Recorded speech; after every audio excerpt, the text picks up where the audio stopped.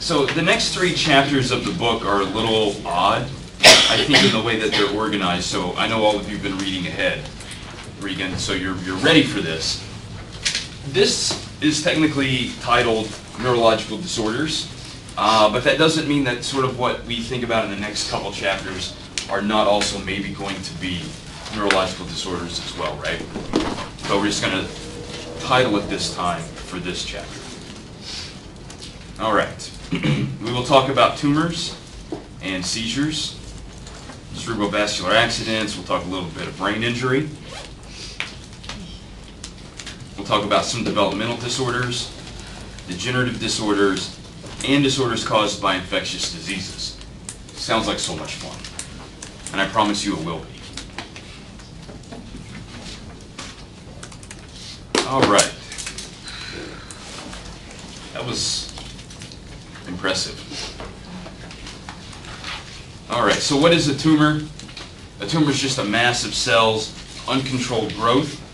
It's not going to serve any sort of useful function, right? Not too big of a deal.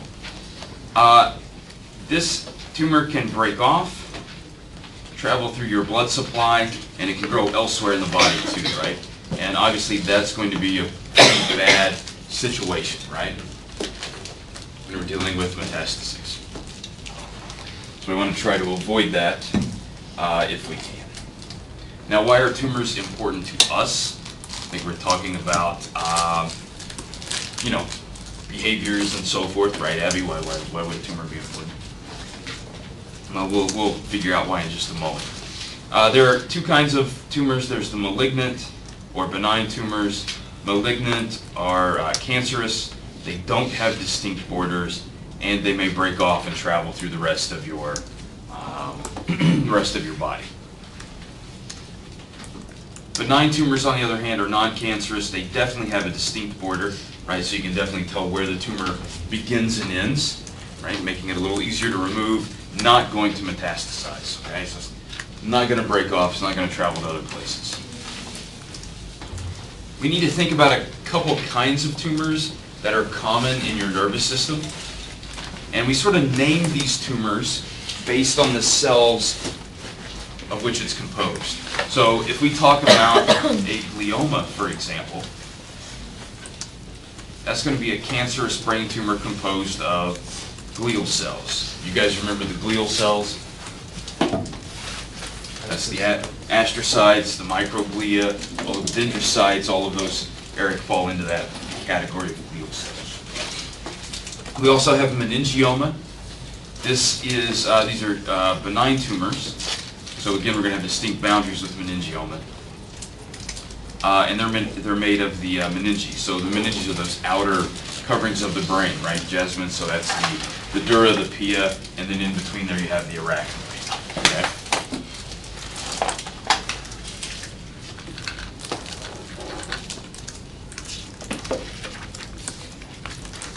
You guys know the basic treatments for tumors: radiation, chemotherapy, or surgery. Surgery is particularly tricky when we're talking about brain surgery, right? If you're trying to remove a tumor from your elbow, we're not talking about sort of fine detail there, right? I mean, let's just take that out cold and we're good to go. When you're in your brain digging around, that can be very tricky, right? Because there can be a lot of collateral damage.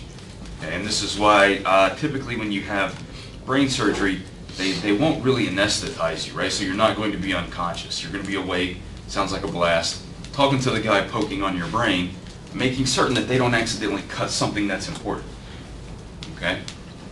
So, Michaela, next time you're in for your, annual brain surgery checkup, if you have one of those, you'll be awake, right? That's the way it happens. Not a big deal. I know, right, Eric? You're thinking about this. Wow. That's the way it goes. Here's basically, just in case you don't understand the words, here are pictures of a benign tumor versus a malignant tumor. Not a big deal. This is an individual. This is a benign tumor, meningioma. You can see this. This is clearly the tumor here. sort of on the lateral side of the brain.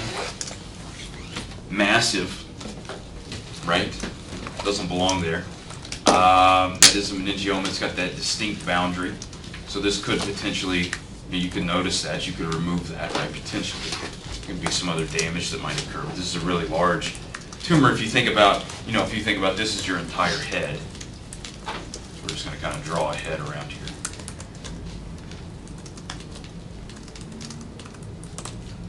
We're going to put a couple eyes here, and a nose, and a smiley mouth. You can think about kind of how large that tumor is in relation to that individual, right? So that's quite large. Anybody here a real estate agent? I always like to ask. I'm looking for a home. No, I'm not. Don't get excited if you go in for sale. So, has anybody purchased a home before? Yeah, Eric. What are the 3 rules of real estate? It's location, location, location. It's the same 3 rules when we're dealing with brain tumors, right? What are going to be the effects of a brain tumor? If somebody says, I've got a brain tumor, and they say, what's going to happen to me? You're going to have to ask them, where is the brain tumor, right? Because it depends on which part of your brain is going to be damaged, which part's going to be displaced, which part is going to lose blood supply, right? And those particular parts of your brain are going to be affected by this tumor.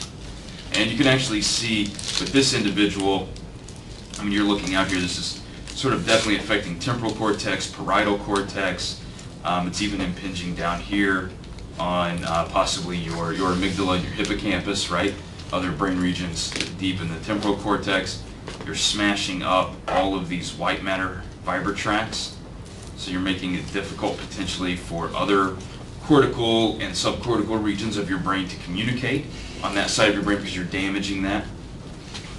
The problem with a brain tumor is that tumor has nowhere to go, right? Because you have something around your brain called a skull, and that skull doesn't expand, right? So if you get a brain tumor, it's not suddenly going to stretch out on one side, right, Charity? It is what it is, and whatever's growing inside of that is just going to press whatever is inside there, and it's going to cause it to smash and become damaged. And you're going to disrupt blood supply and all kinds of other problems. So there you go. Look at this ventricle. This is what your ventricle should look like. Here and there, this is their left hemisphere. But look at the right hemisphere. It's just a little sliver because it's just pushed everything over, right? It's displaced all of that brain tissue. And that can cause severe problems. Questions about brain tumors? I know, nobody, it's not a real exciting, upbeat, woohoo!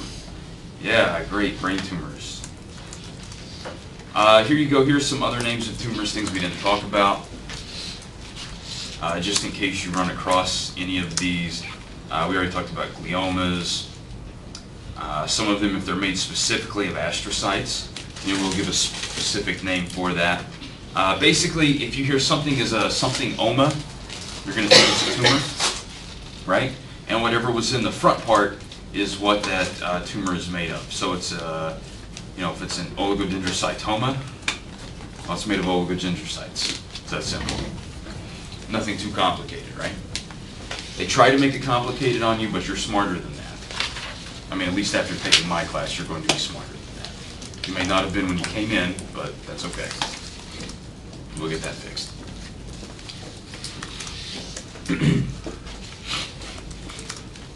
Here is a glioma. This one's in the basal ganglia.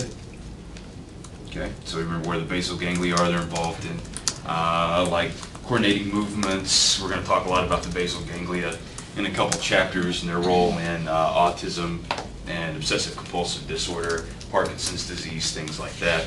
So the basal ganglia are very important. If you look at this image and you think about that previous image that we showed you, and you were starting to think about which kind of tumor seems to be worse, a meningioma or a glioma, right? And if you start to think about that a little bit, you might think that the meningiomas, this is a relatively large meningioma, so let's not think about this, let's think about a smaller meningioma. But if it's on the surface of the brain, it has a distinct boundary, you can get to that without actually cutting any actual brain tissue, right? Now a glioma Is there any way that you think you can get to this, Alyssa, without cutting the rest of your brain? No, right? It's right in the middle. It's deep. That's where glial cells are. They're all over the place, right? And so if you can develop a glioma anywhere inside of that brain, right? So that becomes problematic.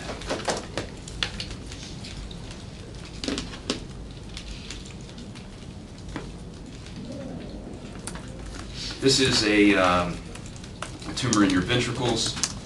It's made of the ependymal cells that line the ventricles that help create cerebrospinal fluid. So you can see there's a tumor there. That's another one. Justin, it's going to be very difficult to get into because, again, it's in the middle of your brain. You really don't want to start cutting open ventricles. It doesn't sound like a good idea.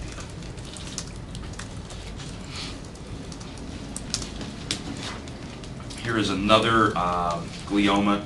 This is down in the brainstem. Gliomas in the brainstem are particularly dangerous. It is sort of this part of your brain that actually keeps you alive. It's the part that tells your heart to beat. It's the part that tells you to breathe. It's the part that regulates your blood pressure, right? All of those things that you don't think about that have to happen for you to survive, okay? So Kayla, if you have damage to your brainstem, you could actually lose vital functions. That sounds like a bad idea. That was I knew you knew it was a bad idea, but some people didn't. I just wanted to throw that out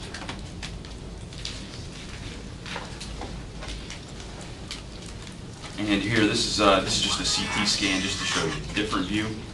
And we have a meningioma here as well. This is a much smaller meningioma than the one that we saw, a few slides back. So you can see that this guy's fairly small, compared to the other meningioma that looked like it was kind of occupied most of the hemisphere. All right, questions about tumors? No, this is one of those kind of dead lectures where, no pun intended, where people are not terribly excited to ask questions, Travis. I actually have a question. Are you sure about that? Glial tumors, does it spread because it's like the helper? Yeah, so those gliomas definitely can metastasize, and they can spread to other parts of your brain and other parts of your body. In fact, you don't have to worry about that so much with meningiomas. They tend to be benign and they have those nice boundaries. Yeah, that's a good question. All right, so any other questions? Great. Let's talk a little bit about seizure disorders. Some of you may have heard this referred to as epilepsy. Sort of the newer way to refer to this is a seizure disorder. So we're going to do that. Most of the time when we think of a seizure or we think of epilepsy, we think of convulsions, right? And these are sort of those violent, uncontrollable, muscular contractions, right? And we have someone move around a lot. That's not actually always present, right? We may even say that that's not always common with seizure disorders or seizures in general, right? Convulsions are a special sort of symptom of seizures, but you can have seizures without convulsions. The only way you get a convulsion in a seizure is if it involves part of your motor components, right? If your motor cortex is involved, for example. If parts of your brain are involved in a seizure, Celine, that do not control movement at all, there's no reason why you should have convulsions, right? You're not going to experience those movements. If it's completely isolated to visual cortex, for example, you're not going to have convulsions. You probably have some visual symptoms, but not any muscular symptoms. There's sort of a confusing framework, Olivia, when we think about seizures. And really, I want you to think about it, because there are like multiple categories of these, right? And really, I want you to think about it sort of in two ways. There's what we call a generalized seizure, which is going to involve most of your brain, right? So this is kind of widespread, all over the entire brain. We're going to have this sort of uncontrolled neuronal activity, right? That's what a seizure is, right? Uncontrolled neuronal excitation. There are also what we call partial seizures. And these begin at one specific location and they stay there. So that example we were talking about with visual cortex. If the seizure starts in visual cortex, it stays in visual cortex, doesn't spread anywhere else, that's just a partial seizure, right? Not saying that's any better or any worse necessarily, but it's not going to involve the entire brain like a generalized seizure. So we have these sort of two broad categories, right? We have partial and we have generalized, and I think that's a pretty easy framework. Right, now on top of this, we want this other sort of framework. And that's going to be what we call simple or complex. Okay? Simple seizures do not produce loss of consciousness.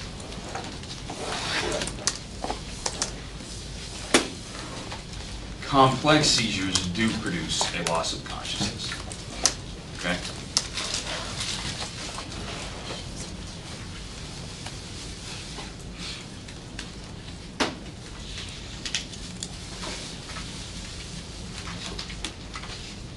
So that's it really, right? It's like two things you have to remember. Is it only part of your brain or is it all your brain? And did you have a loss of consciousness or not? There you go. Now there are a couple of other sort of special things we want to think about with seizure disorders. One is what we call an aura. Quite often individuals who have seizures, and you may know someone who has seizures, they will experience some sort of sensory phenomenon before the seizure occurs, right? And a lot of this is based on where the seizure actually happens, right? Where that focus is, where it starts. So you can imagine if you were someone who had a seizure that started in olfactory cortex, you might start smelling hot dogs every time before you have a seizure. That'd be kind of interesting.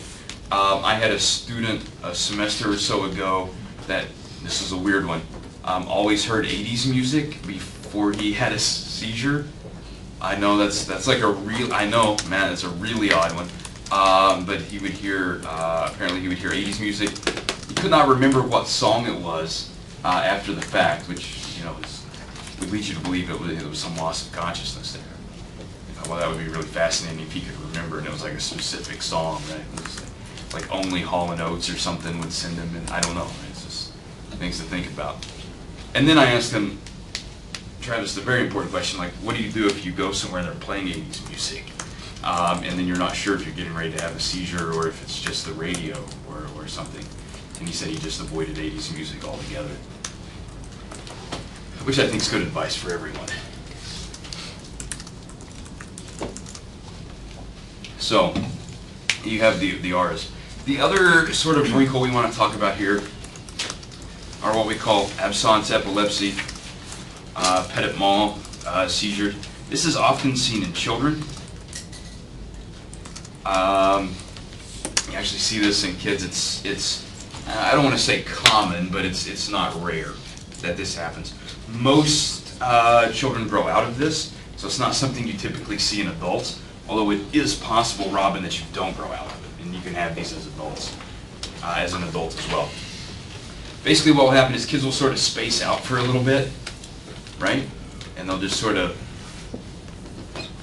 and then they'll just go back to doing whatever they were doing with no memory of what happened in that intervening time, for however long they were sort of spaced out. It's called absence epilepsy. So if you've ever seen a kid, they're just kind of, and then they like snap back into it, and you're like, hey, what was going on? And they're like, oh, what do you mean? I don't know, I saw a YouTube video where a kid was just eating his cereal, like Fruit Loops, and then he had an absence seizure and just stopped eating, and then just started eating again, with no memory of there being like a several second gap there. So it's kind of interesting. Not something typically that you have to worry about if you see this in your children or children that you know. Again, they typically grow out of it.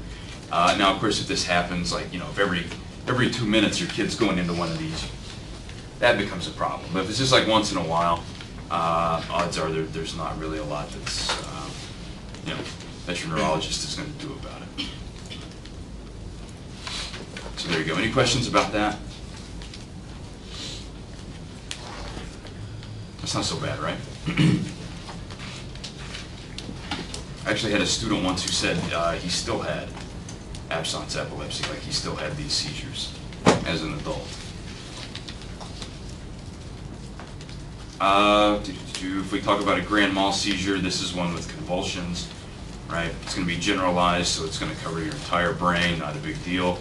You do have this sort of like tonic-clonic phase, where you're going to have contractions and rhythmic jerking, not a big deal. There is a phenomenon called status epilepticus. This is really not good. This is when someone has a seizure and then has another seizure and then like another seizure. Suddenly they're like stacking seizures on top of each other without regaining consciousness, right? And so they're kind of in this epileptic state for some continuous period of time. There is brain damage during a seizure. There's an excessive release of glutamate, right? And an excessive amount of glutamate can lead to cell death, right? You can overexcite these cells to the point that they'll die.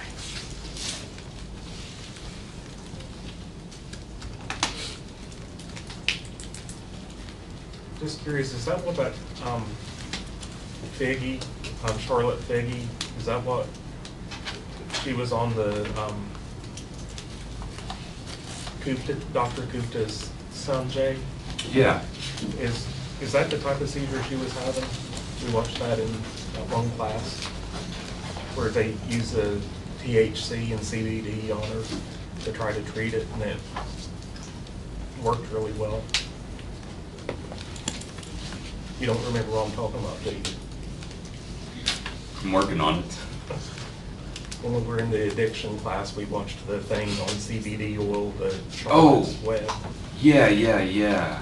I don't remember exactly what kind of seizures that was, but that is one use for medical marijuana is for these for like temporal lobe epilepsy, which seizures that start on the temporal lobe are the really bad. That might have been temporal lobe epilepsy. There's a whole debate about this, like giving kids, whether or not kids should take, use medical marijuana to relieve seizures. The problem with this, Colin, is that you don't want brain damage. That's just standard, right? So avoid it at all costs.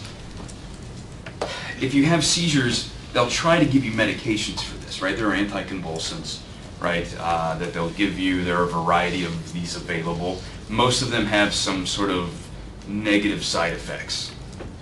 In particular, they have negative side effects, for developing brains, right? Some of these, this is a problem for women who have a seizure disorder and then become pregnant, right, Regan? There's always this debate about are you on the right medication? Are you on the best medication? How much can we back off your dosage? Can we completely take you off this medication, which is probably a bad idea, right? If you have a seizure disorder, you probably shouldn't just go, I don't think I'm going to take my medicine. If you're on it for a reason. But most medications that are prescribed for seizures cause some sort of birth defects or increase the likelihood of a birth defect, right? You guys valproic acid seems to be one of the worst, for individuals to take while they're pregnant. It has some severe effects on the development of the fetus, a lot of cardiovascular problems. There are other problems as well, so you want to try to avoid that. But then again, you don't want to constantly be having seizures while you're pregnant either, or seizures if you're not pregnant, right? So you want to avoid that. There are a couple of other very drastic approaches to epilepsy that cannot be treated with drugs, right? Some of that is removal of brain tissue. So this is what happened with patients like HM. You guys have probably heard of HM who had the memory problems. They removed part of his brain because of temporal lobe epilepsy to alleviate the symptoms. There are also, they don't do this as much anymore, but they will cut your corpus callosum to disconnect the left hemisphere from the right hemisphere. That way it prevents you from having a generalized seizure, right? So at most you will only have a seizure in one hemisphere. The other hemisphere is going to be protected. Now that creates some really interesting neurological effects for that individual. They seem to be able to do most things fairly well. They have some difficulty like sending some sensory information back and forth, right? So they're not able to have their left and right hemispheres communicate very well in that regard. So you can sort of show a sign to one hemisphere that says eat a banana, and then they'll reach out and they'll eat a banana, and then you can ask them, why are you eating a banana? And they will say, well, I must have been hungry. Because we've set languages mostly in the left hemisphere, and if you show that sign to the right hemisphere and it follows that instructions, it's not able to send that information to the left hemisphere for them to vocalize that they ate the banana because they saw the sign. And so they'll make up a story about why they are eating that banana. It's called confabulation. Yeah. How many of you are sports fans? How many of you are sports fans for a team or person that has absolutely no connection to you in any way? Yeah, right, Matt? So you might be one of those like idiot Patriots fans. I don't know. Not you, but some people, right? They're like, oh, Tom Brady, by the way, he is an idiot. I'm just going on the record for that one. When him and his doctor, with super duper air quotes, were trying to sell you a juice that prevented concussions, I thought, this guy, oh man, talk about some snake oil. By the way, there is no juice that will prevent a concussion. I wanted to throw that out there for you. Anyway, lots of people, why would you be a fan of someone? You make some emotional reaction, like you think that guy looks cool, or you get like some supercharge out of looking at this guy, I don't know, throw a ball, whatever it is, right? And then you have to start making up reasons why you think that guy is such a great person and a great player, and why you might support that person. This happens a lot with things more important than sports, like voting for politicians, right? I know, Mr. Gore, why? I mean, why would people do this? But they do all the time, right? And so you will show someone a picture. There's actually a guy who studies like whether or not a politician's face looks trustworthy. And so he will just he'll do these sort of mathematical adjustments to faces and show them to people. And somebody will go, yeah, that face or this, whatever. But quite often now you're thinking, right, like the last time I voted for someone, did I only vote for that person because of some emotional reason? And then I just tried to make up logical reasons after the fact? Yeah. It happens. It happens all the time to everybody. It doesn't matter which side, which side you're on. If you're, a red, a blue, or a purple, it happens to you, I promise. You're going to look at someone, you're going to make an emotional reaction, and then you're going to back that up by searching for facts to confirm that. It's called confabulation. Happens all the time. Happens worse if your brain's cut down the middle and you don't know why you're eating a banana. There you go. How many of you thought I was going to take seizures all the way to modern politics? No one. Not even me. Betsy, I didn't know where that was going. But it got us there. So there you go. There was a nice piece, an editorial piece. You guys know Steven Pinker? Anybody know Steven Pinker? All right, homework for the week. At least go to Wikipedia and look up Steven Pinker. At a minimum, just go to Wikipedia and look up Steven Pinker. I'll feel even better if you bother to read something he wrote, but at least do that. He's like a cognitive scientist guy, and he wrote a really interesting article about 2 years ago trying to explain some people's behavior, and it was about appealing to your reptile brain. And by the reptile brain, he meant the reasoning part of your brain, the part that just makes emotional judgments, right? And how you can appeal to people's reptile brains, and you can really get them to do a lot of things that don't make a lot of sense. So, I don't know if you've noticed that happens sometimes. Historically, you can look at a group of people and go, why did those people follow that guy? And then you go, reptile brains. That's exactly what it was. So there you go. Questions about reptile brains or seizures? Seizures in general? What causes a seizure? You could have scarring from injury. There are genetic factors, particular drugs, infections, for example, can cause seizures. In terms of treatments, we're really, again, thinking about anticonvulsant drugs. Surgery is a possibility. As Eric brought up, marijuana seems to be particularly effective for certain seizures. So that's one of the uses for a medical approach for marijuana. Are folks with temporal lobe or intractable epilepsy. They can take various forms of marijuana to help alleviate those facts or those issues. Again, the debate really centers, it really gets a little sticky sometimes when you think about kids. And imagine your child has temporal lobe epilepsy that's not treatable by drugs, and your choices are to give this child, and again, this is going to be like an edible or an oil-based sort of derivative of marijuana. We're not, like rolling a joint and giving it to our 6-year-old, right? Okay, that's a little different. There are some pulmonary side effects that you might be concerned about with that approach. But then you've got to decide, right? Like, do I want to have brain surgery for my child, or do I want to give it some, some medical marijuana? I don't know, right? I mean, everybody, I guess, has to make their own choice on that. But I'm typically opposed to cutting my head open. I usually vote to keep it sealed up, if possible. So there you go. That's where I fall on that issue. It does become much more complicated when you're dealing with like kids whose brains aren't fully developed. If you're like 40 and you're like, man, I got some epilepsy, brain surgery or marijuana, it's an easy choice, right? If you're like 6 and you're trying to make that decision as an adult for someone who's that young, that becomes more complicated. You've got to weigh out the risk factors. And Kayla's typing that out, right? It's like, never cut open your head, always smoke marijuana. Yeah, I said it in class, right? That's out there for the world, so there you go. Charity's disagreeing with me. You'd rather have your head cut open? Not that I have it, so I don't have to make the decision. That's the way to do it, right? Yeah. Yeah. Ah, jeez. If my cat starts having seizures, that's a much easier decision than if it's a kid, right? Yeah. So there you go. Don't have to worry about it. All right, here's just comparing partial versus generalized seizures. We're just looking at, the entire sort of brain involved or just part of the brain.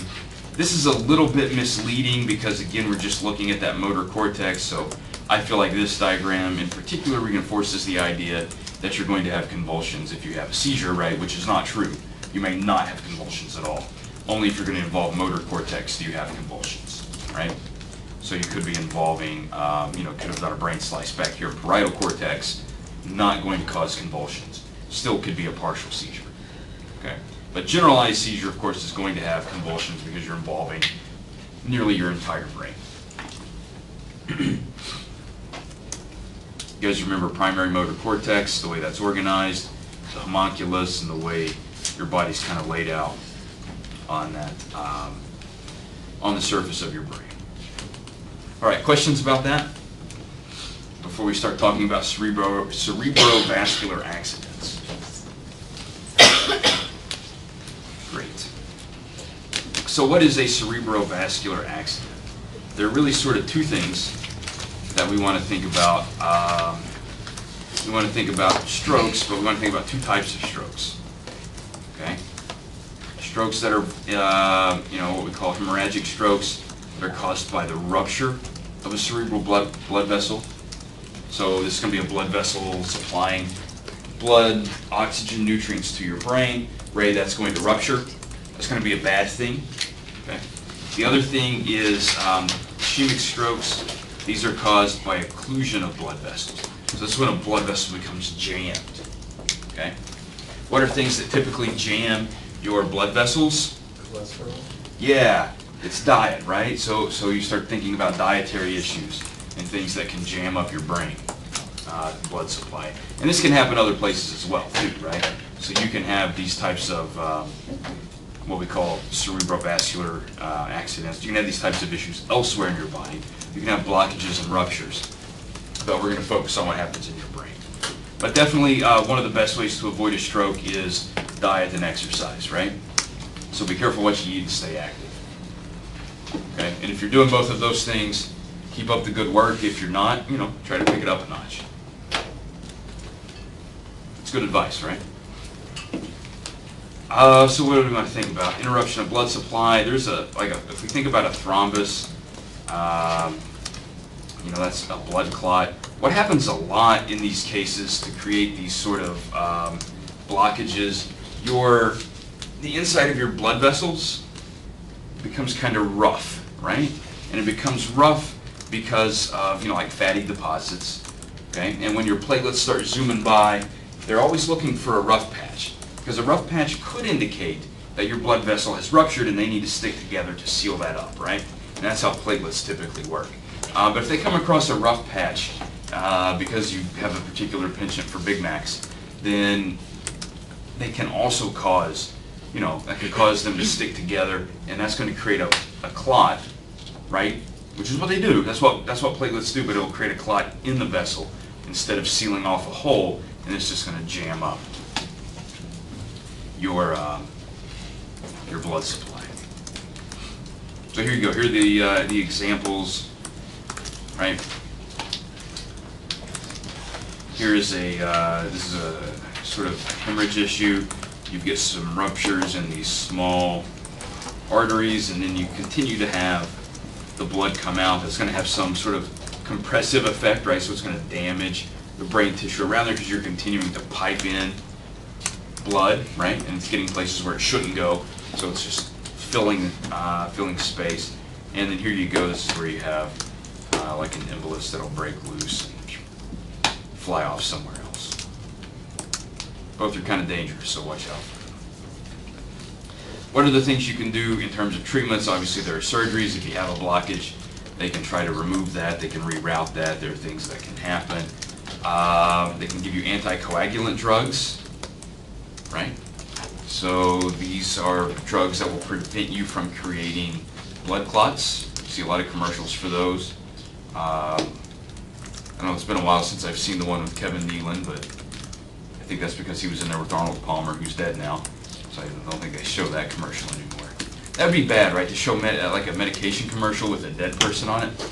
I don't think that's going to really help you sell your medication, right? Like Arnold Palmer out there plugging, was it Xarelto?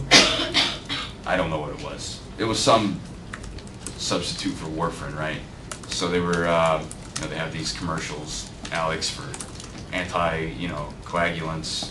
Some people refer to them as blood thinners, right? That's not exactly a appropriate scientific term for what it does. It doesn't really make your blood thinner, right? It doesn't really like water down your blood. It just prevents you from creating blood clots. And so if you are injured, if you do have a cut, you'll continue to bleed for some extended period of time compared to someone who is not taking an anticoagulant. So there you go.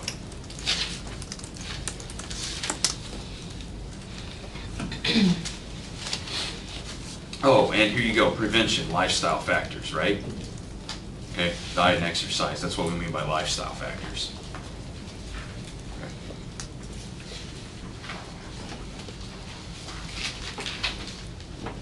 We should talk a little bit about traumatic brain injury. These things happen, right? Lots of folks have been hit in the head. I don't know if anybody wants to admit to that or not. I'll know when I read your exam. I mean, because I may ask a question on there that says, have you ever been hit in the head? You don't have to indicate yes or no. It is a very serious health problem. Lots of folks are getting hit in the head. And you can have what we call a closed versus open head injuries. It's exactly what it means. If you have an open head injury, it involves a skull fracture, right? Okay, so your skull is cracked open. If you have a closed head injury, that's some sort of blow to your head that has not caused you to fracture your skull. Lots of folks have had concussions. That's typically a closed head injury, right? If you've been in a car accident, for example, you didn't actually fracture your skull, and you had some sort of movement of your brain, some kind of concussive blow, and then that's where that would be categorized.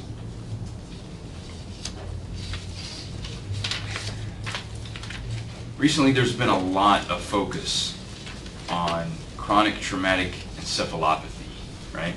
or CTE. How many of you have heard of CTE? Yeah, I think the most recent case was what, the Aaron Hernandez case. That was pretty severe. Sort of started with Mike Webster, though, right? Anybody who's like an old school Steelers fan, you might remember Iron Mike, or maybe you saw some documentary with your dad about it, right? It's probably more likely for this crowd, because he played a long time ago. And there have been a number of individuals since then who have been diagnosed with CTE. I think there are a lot of folks out there that have not been diagnosed with CTE that definitely have it, and we'll find out about that later.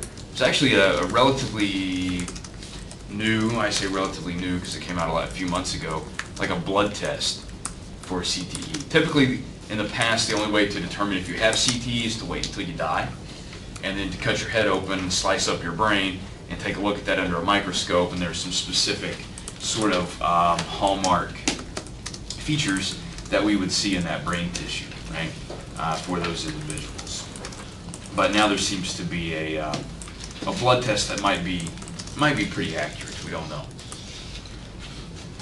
It is a form of traumatic brain injury. It's due to repeated head trauma, right? We're not talking about just like once. We're talking about multiple times being hit in the head. And this doesn't have to be hard enough to actually cause a concussion, right? It can actually be like sort of what we call subconcussive blows. Has anybody heard of that? Okay, great. I'm glad all those hands went up. Right, Alyssa? We think about this typically in football players. These are the folks who are getting a lot of attention for this. There are some like professional wrestlers who have had CTE, right? And they've had some erratic behavior. I think that's one of the most troubling things about CTE is the erratic behavior these individuals exhibit typically toward the end of their lives, which tends to end a good bit earlier than it should have.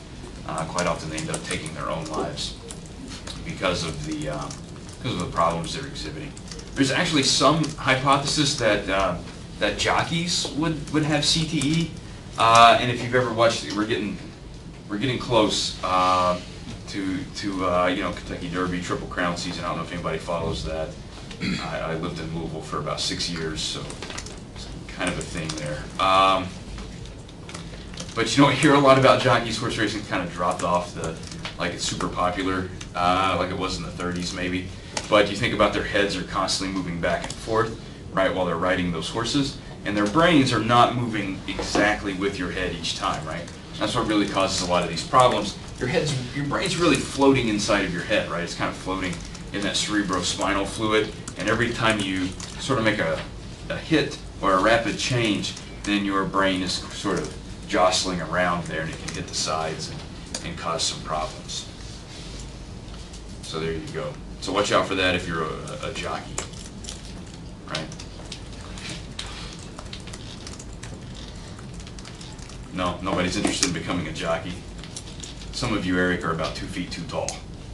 You have to be fairly short to be a jockey. So I think that disbars some individuals from that. All right. Any questions about CTE?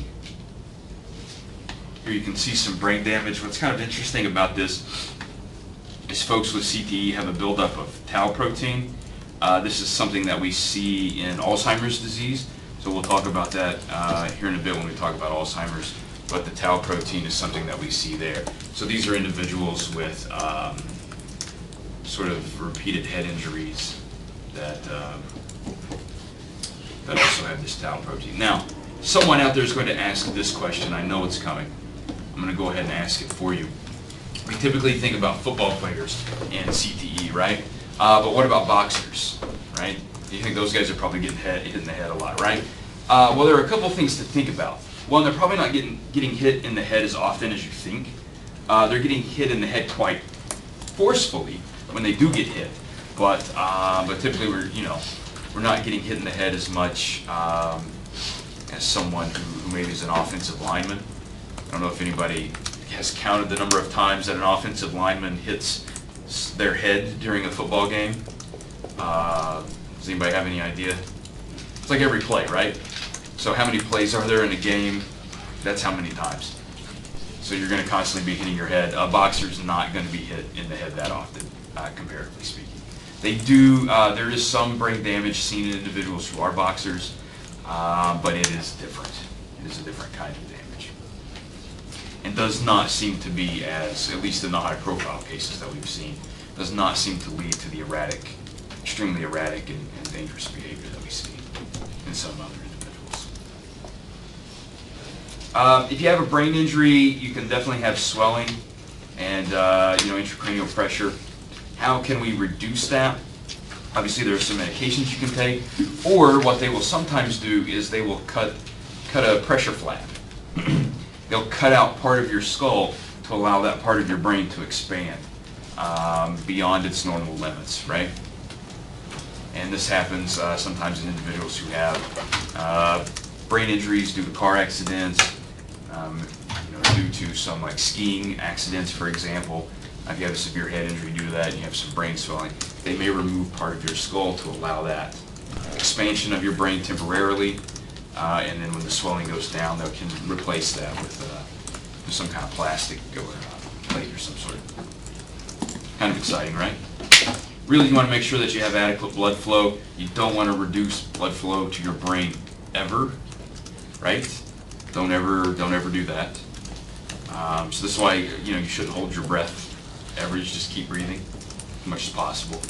Get that oxygen in and out. And then, of course, with traumatic brain injury, you really just want to start treating the symptoms after the injury. So there's a lot of aftercare, and you want to think about those long-term behavioral and cognitive changes.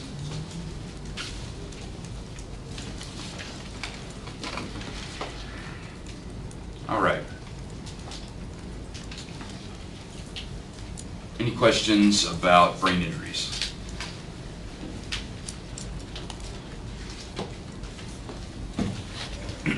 Great. Let's talk a little bit about developmental disorders. Okay. What are the things that can lead to developmental disorders? And what are some of the things we're talking about? One, toxic chemicals. Okay. Presence of toxic chemicals during development can definitely lead to developmental disorders, and we'll talk about some cases, specific cases of that. There are also genetic abnormalities. Some of these are what we call hereditary, and some are non-hereditary. And this is always a little confusing, right? Because, Michaela, everyone thinks if it's genetic, it's hereditary. But that's not true. If it's hereditary, it means you got it from your parents, right? So you inherited some genes from them, and you got the exact copy of the genes that they did, and therefore you got some screwed up genes. If it's non-hereditary, there was an error when you were making copies of your genes, or when you were getting a copy of theirs, right? So that's not an inherited issue. It's non-inherited, but it's still a genetic abnormality, right? It's a mutation that occurred when you were, being slammed together there. All right, we talk about teratogens. These are chemicals that cause, toxic chemicals that cause birth defects. One of the most, widely known is fetal alcohol syndrome. Right? I think most people know that you should not ingest alcohol when you're pregnant, right? Even though, they periodically come out with, well, it's okay to have a little at this time or have some at that time. I think your best bet's just not at all. Right, Alex? Just to be on the safe side. Just, if you are going to have a child, again, I hope you don't, not you specifically, but just everyone, because we need less people than we have. Please don't drink while you're pregnant. Please don't drink if you're trying to become pregnant. You think like, wow, I'm going to really try to get pregnant, but I'm just going to keep drinking until I find out. Well, that's a bad idea. Please don't drink if there's a chance you could become pregnant, right? If you're not like taking 3 to 5 steps to prevent yourself from becoming pregnant, and always take 3 to 5 steps. Don't stop at 1 or 2. Take 3 to 5 steps to not become pregnant. You should probably, not be drinking then, right? That seems reasonable. So for those of you that are drinking, you might need to add somewhere between 0 and 5 steps to not becoming pregnant to make sure that this doesn't happen. Does that work? I mean, fetal alcohol syndrome is a completely preventable disorder, right? So you should prevent it. Mostly it messes up what's called the neural adhesion protein. This really plays an important role in brain development and some other issues. This is a child with fetal alcohol syndrome. Most of you are fairly familiar with sort of the stereotypical facial features of someone who has fetal alcohol syndrome. Very similar. This is actually a mouse fetus from a mother who was exposed to, she actually had received alcohol during pregnancy. You can see a lot of the same sort of stereotypical facial features in this mouse. Here's a normal mouse over here on the right that you would see in a human. So that neural adhesion protein is playing a similar role in another mammalian species there in the mouse.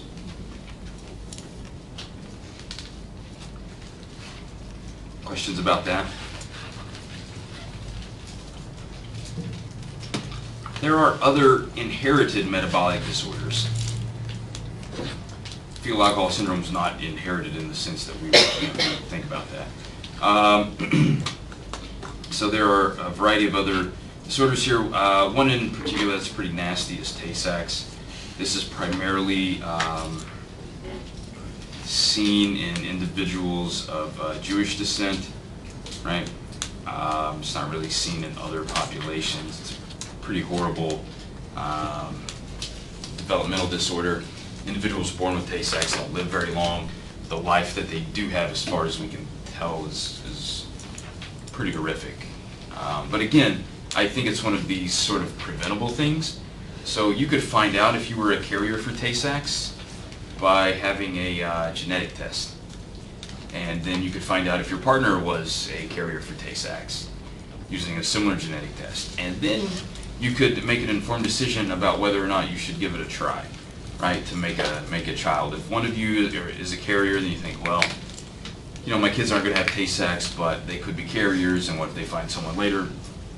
Things to think about. If you're both carriers, that drastically increases the likelihood that you're going to have a child with Tay-Sachs, right? You can kind of do the math on that.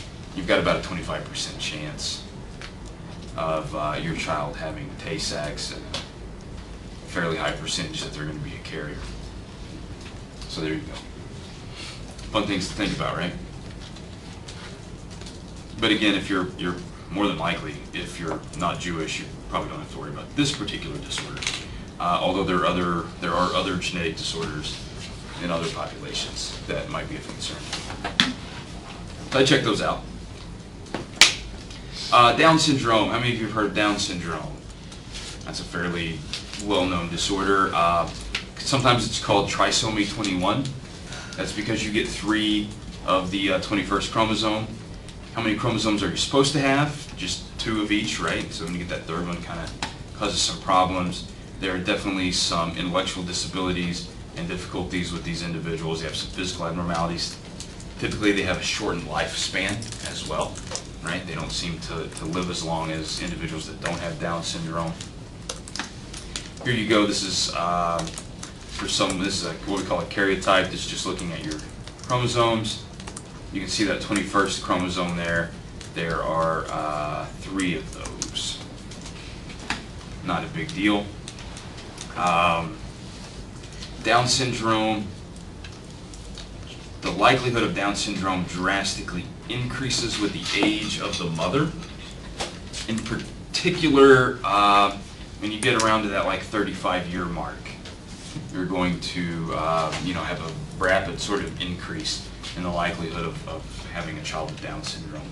The reason for that is due to a unique anomaly in the female sex. You are born with all of the eggs you will ever have, right? So by the time you get to be 35, you've been sitting on those things for a while. And I don't know if you've ever had eggs in your refrigerator for a little too long and then you cracked one. Alex, what's that face? That's the dead pig face you just made. It is, isn't it? They're awful. So as you get later in life, the eggs that you have are the ones that you had when you were 20, They're just 15 years older now. And when they go to split, because, there's this real complicated process to get an egg ready to see if it gets fertilized, you're going to start splitting things in different ways. That split doesn't always happen perfectly. And in particular, that 21st chromosome, the extra one kind of hangs on.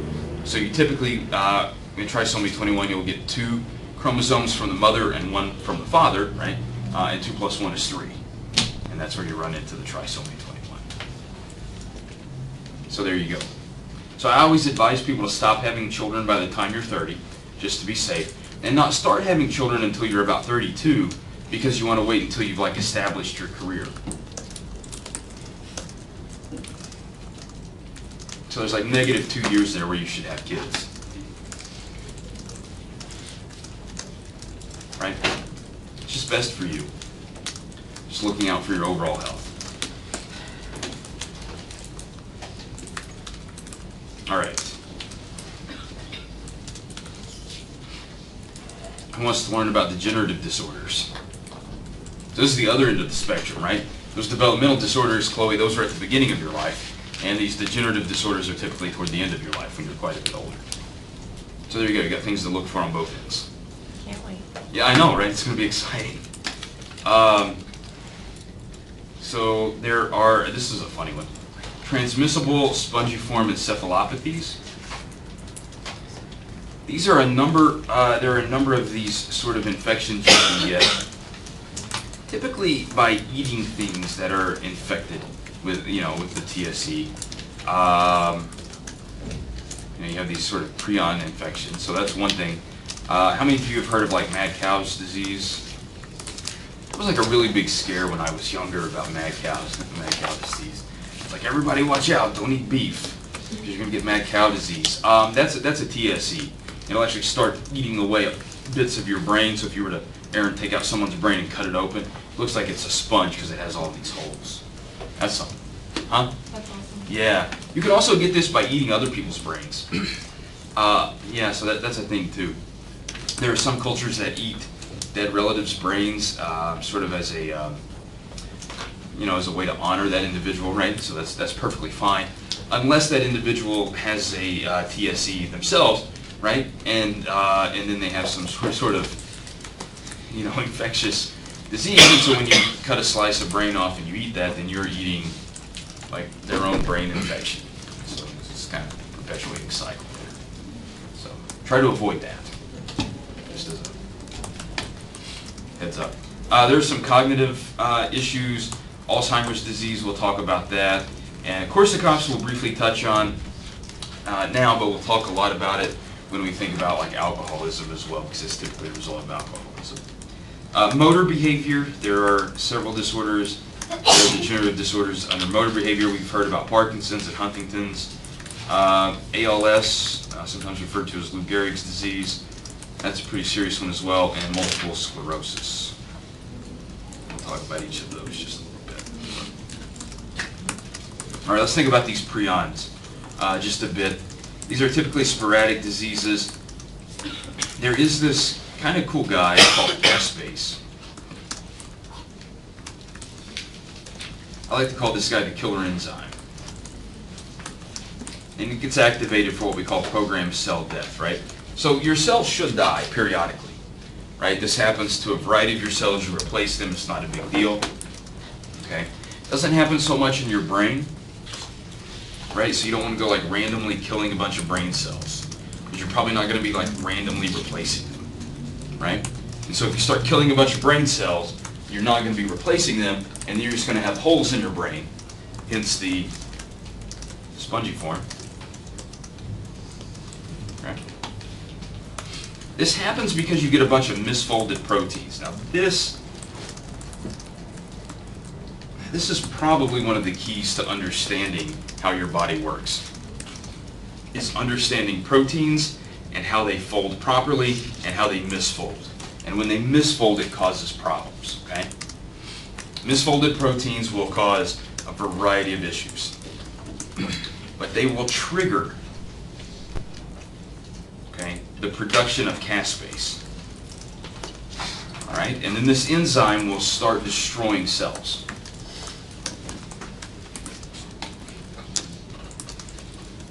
Again, Abby, not a problem.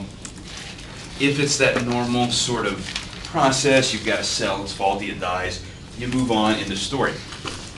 If a bunch of your cells are infected with these prions, that becomes a real problem because then you're going to have an overactive caspase enzyme, and it's going to be killing too many cells, right?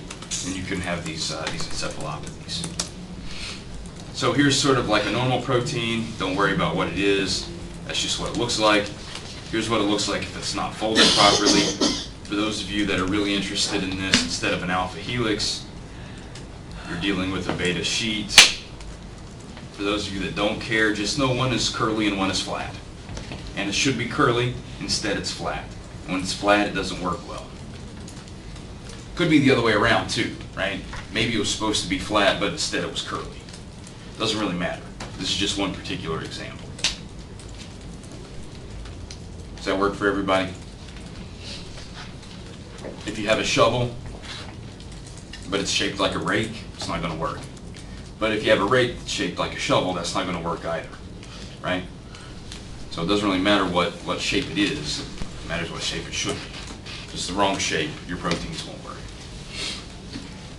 All right, let's talk a little bit about Parkinson's disease. Typically we think about tremors when we think about Parkinson's disease, right? We call these resting tremors. If an individual tries to make a movement, the tremor tends to dissipate a little bit. They also have some joint rigidity. Not necessarily everybody, but most of the time they do. All right, so you have these individuals. I think most of you are familiar with Parkinson's. There are a number of high-profile individuals who have Parkinson's disease. I think Michael J. Fox is probably one of the most outspoken about this, and of course he has his foundation that funds Parkinson's research. There are a number of other famous individuals who've been afflicted with Parkinson's disease. I believe most recently Neil Young. Somebody's a Neil Young fan. Nobody's a Neil Young fan. That's fine. Regan, are you a Neil Young fan by chance? Didn't realize he was like. So I was watching TV randomly the other day. There was an advertisement for a movie that has Neil Young in it, which I thought, well, that's interesting, right? Because he's whatever. But it's directed by Daryl Hannah. And I thought, well, what's Daryl Hannah doing directing this? And then I realized like they're a couple. And I thought, well, okay. And you may know Daryl Hannah from Kill Bill. It's probably the most recently relevant thing she did that you're aware of. Right, Matt? Are you? I mean, there are other things she's done that are... Well, yeah, I know. I had no idea they were together. It blows my mind. It is, isn't it? It really is. I mean, I'm still dealing with it, actually. He's not that tall, and I know she is. She's pushing 6'4" or something. She's incredibly tall, yeah. But there you go, right? Neil Young and Daryl Hannah.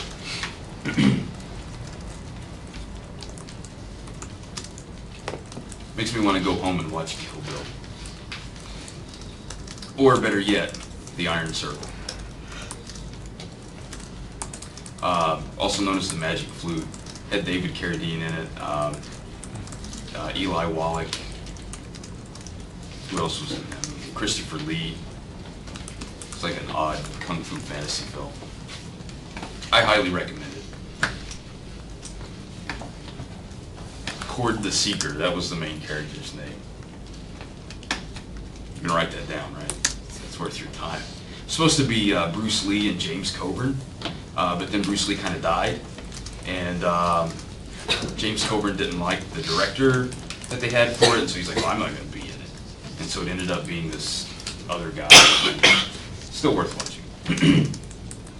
Parkinson's disease, what do we want to think about here with Parkinson's disease? Really, we want to think about parkin.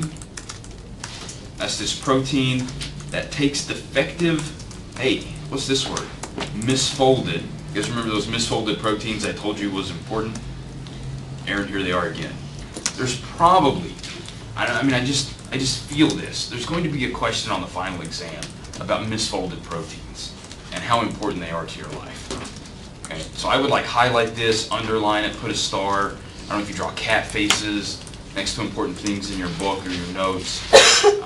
What kind of emojis might you use? You know, is there like a sparkle emoji or something that you want to put next to this when you're taking your notes?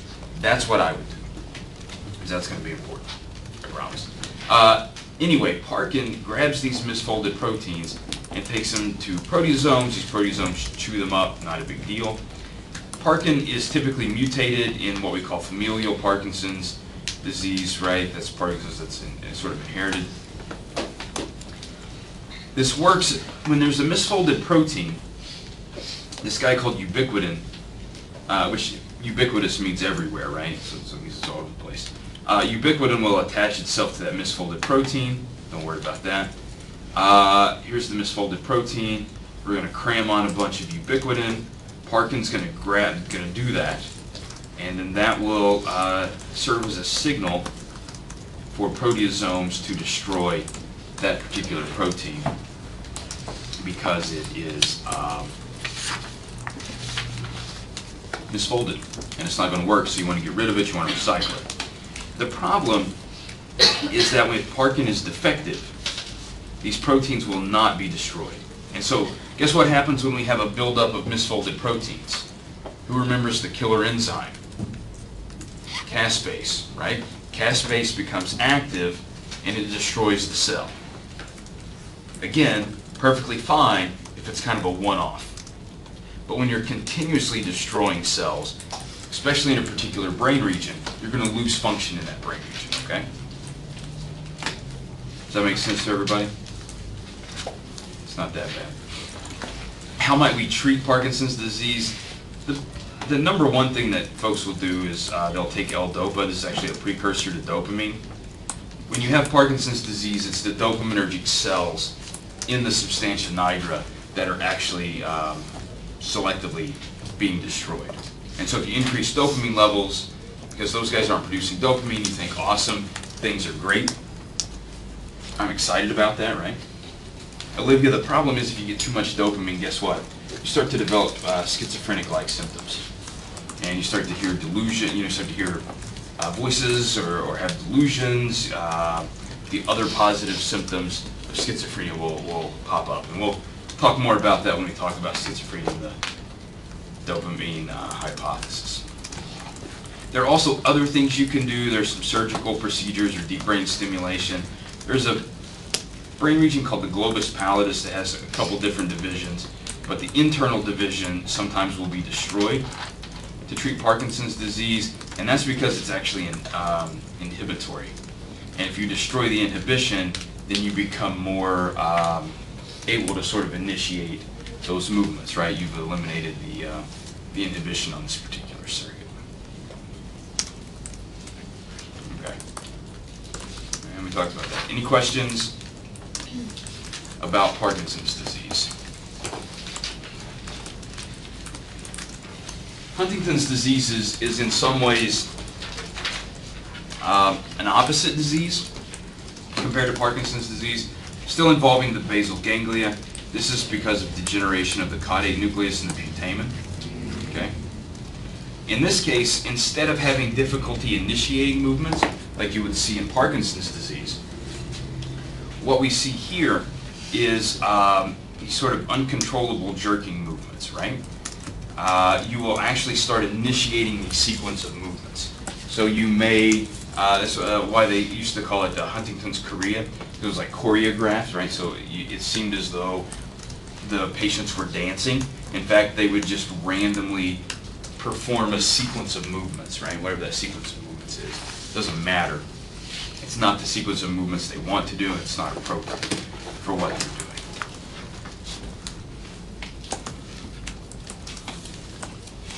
You will also develop dementia, and finally you'll die. At the moment, there's no treatment for Huntington's disease.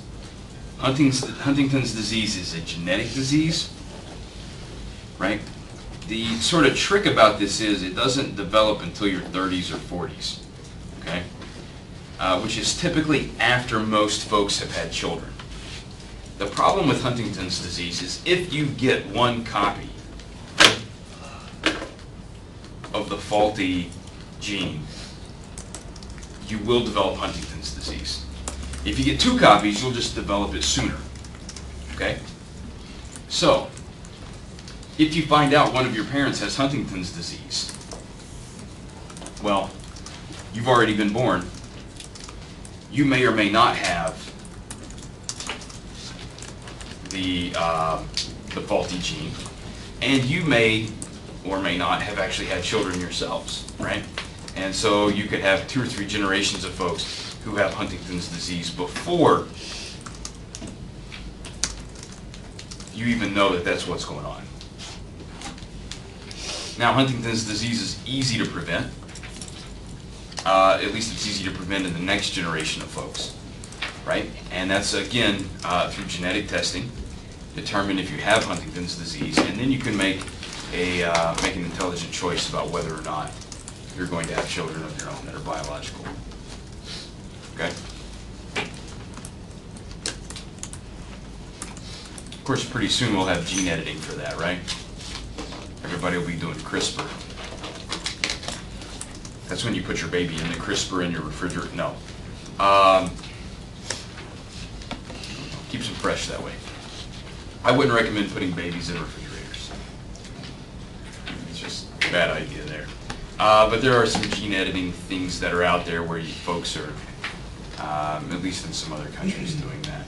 We seem to be able to do that in experimental settings. But should be available to you pretty soon, right? I mean, if not your kids, your grandkids. Should be able to genetically engineer them however you want. Sounds exciting. That can be problematic, right? A lot of ethical issues there that probably need to be worked out.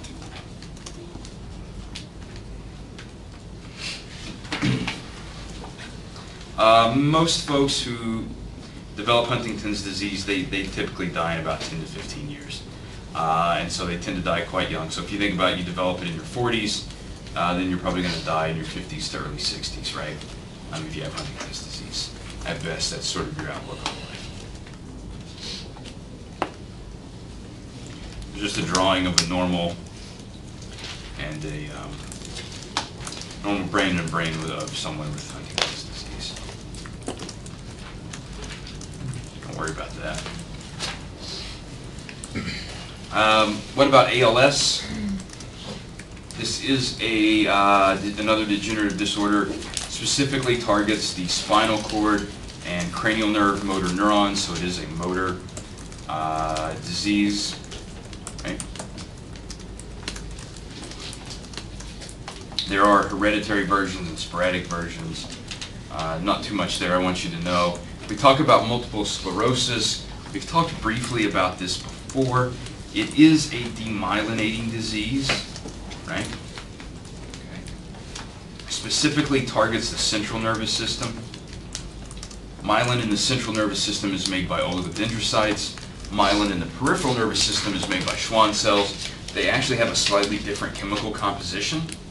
That's why MS only targets central nervous system myelin, not peripheral nervous system myelin. And it will leave these sort of plaques and lesions in the brain, so it leaves these sort of holes where it's destroyed the myelin. And here you can sort of see some of the plaques, these sort of brown spots. They should be white, like the rest of this tissue here. But in this case, where the arrow indicates, you can see that it's brown.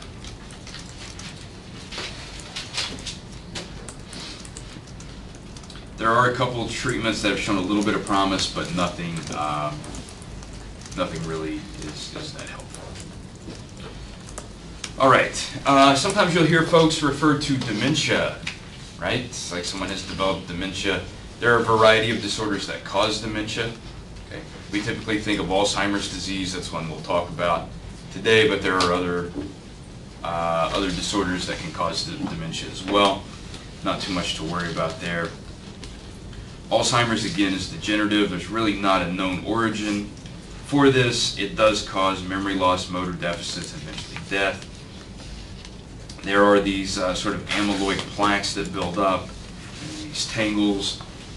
You end up with a lot of problems in your inside your cells, right? Okay. And then again, they will be destroyed as well.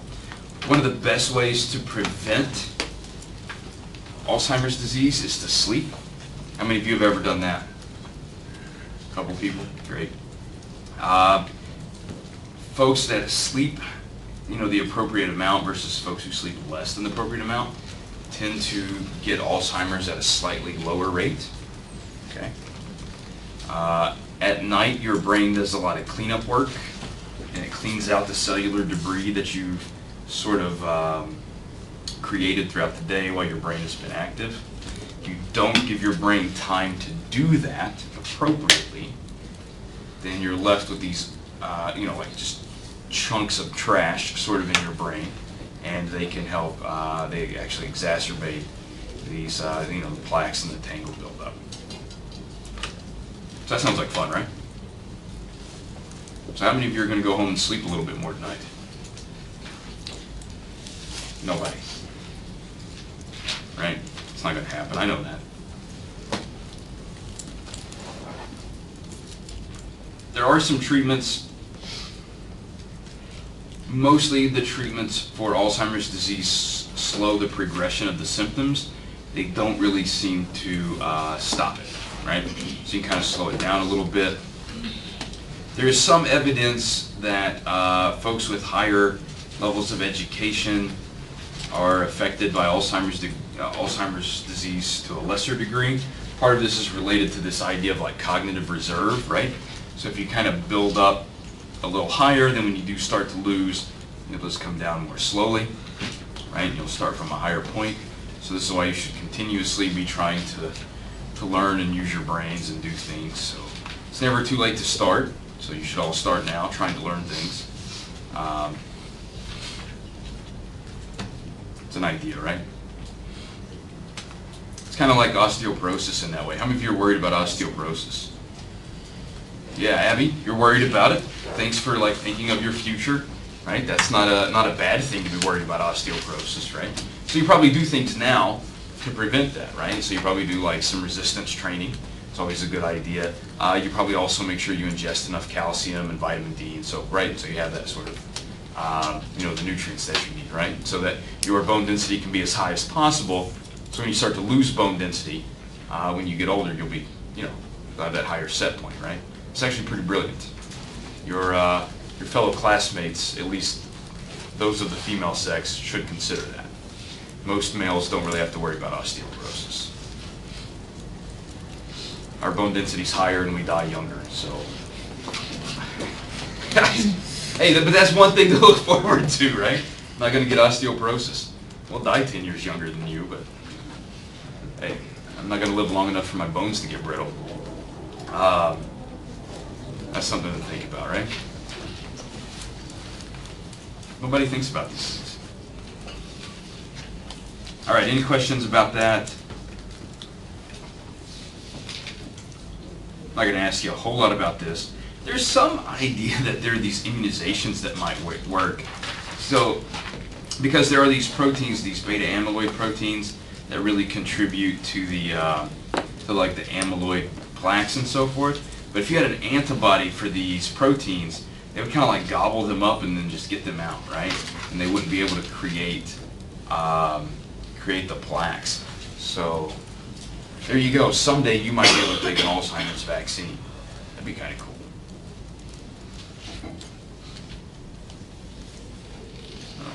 Korsakoff's, not hereditary, not contagious, right? It's from a thiamine deficiency.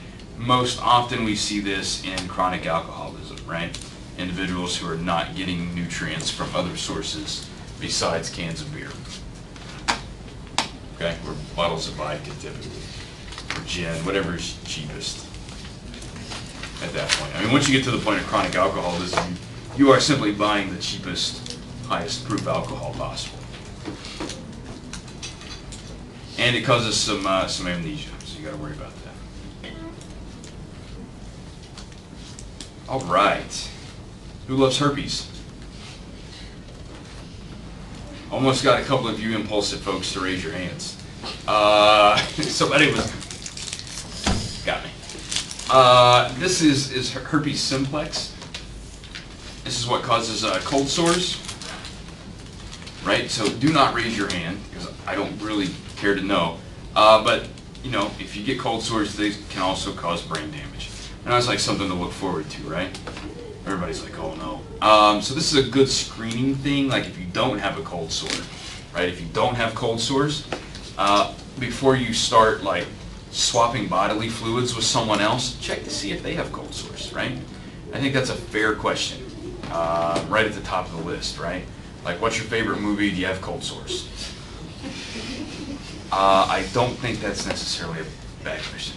You could phrase it differently. You could say, do you have herpes in any form? You know, you can kill two birds with one stone on that question. So, Matt, you're shaking your head, but the problem is, a number of these people back here don't ask. And they just, like, jump into things. And the next thing you know, you're like, man, what's that bump? And you could have figured out what it was going to be, you know, with just a little preliminary investigation. Like a trip to the clinic. Yeah, I know, right? There's all kinds of things you can do, right? So there you go. Always ask about herpes first. It's just good advice.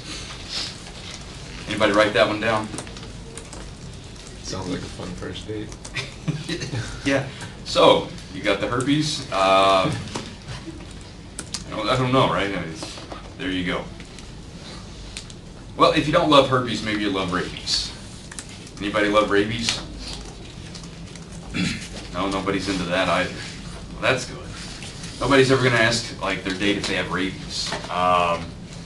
Although you could have rabies. How many of you? I'm going to really freak you out. Ray, don't look at me like that. How many of you have ever been bitten by a dog?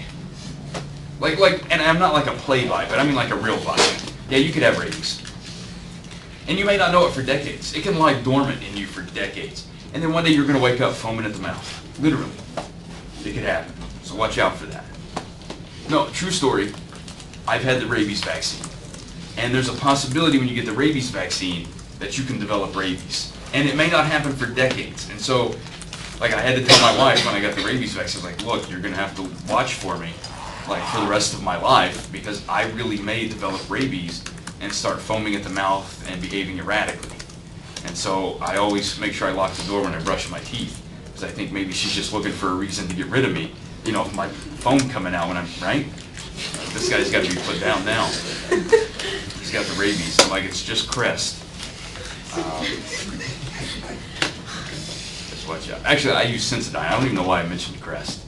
I use Sensodyne. So there you go. Freak her out during Halloween. Huh? Freak her out during Halloween. I know, right? I can do this. Do like a whole week of like, I don't feel right, and then Let's just like try one it. evening. I could put in some Alka-Seltzers, right, and just, Do it at dinner, like when nothing, just everything seems. I'll do it in public. We'll go somewhere nice. No, she might get help, and so might. Right. Don't do it in public. Yeah. Rabies, it is a fatal viral disease, causes brain damage, usually transmitted through the bite of an infected animal. I lived in the state of North Carolina for a few years. Those people are rabies crazy. I will tell you this right now. They are constantly telling you about rabies. And anybody lived in North Carolina before? No. Don't move there, because they will make sure that you don't have rabies. It's like constantly, you read these things about, watch out for bats, watch out for wolves, watch out for wild pigs that might have rabies, watch out for foxes that might have rabies. It's like everything could have rabies, of course. Everything could have rabies, but they were constantly worried about it. That's not why I had the vaccine. I had the vaccine because I thought I was going to do some experiment with ferrets. Ferrets are notorious for carrying rabies, and I ended up not using the ferrets, but I got the vaccine anyway. So there you go. Polio, that's another one, right? Anybody know about polio? Yeah, not something we really worry about in the United States anymore, right?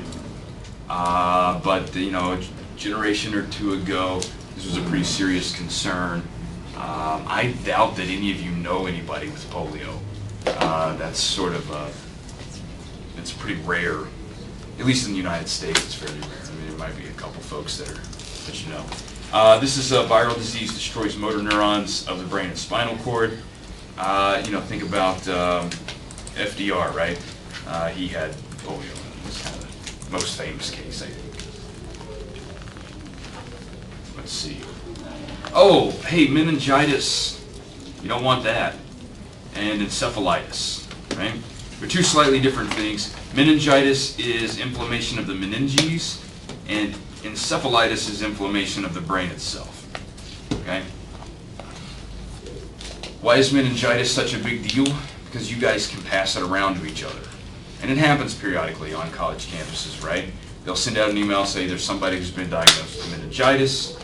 Anybody who's had contact with this particular person, they need to get tested to see, and I mean contact like, you know, you could just be sitting next to someone with meningitis, and you could potentially pick that up. A lot of folks have meningitis, they don't realize it. The symptoms are similar to some other things. You might think like, geez, I just got the flu, not feeling well, and you can just die because you have meningitis. So this is like, you should always like check on yourself, make sure you're good to go. You know, if you start feeling bad, you can go to the doctor for free here. If you're a student, right, the clinic doesn't cost you anything, you just got to get over there. I mean, obviously if they prescribe you medication or something, you have to pay for that, but at least then you'd know. Meningitis can be viral or bacterial, right? So either one. You don't really want either. So try to avoid the meningitis. Questions about that chapter?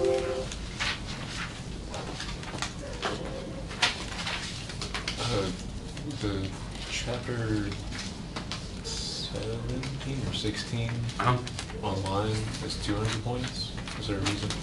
The quiz?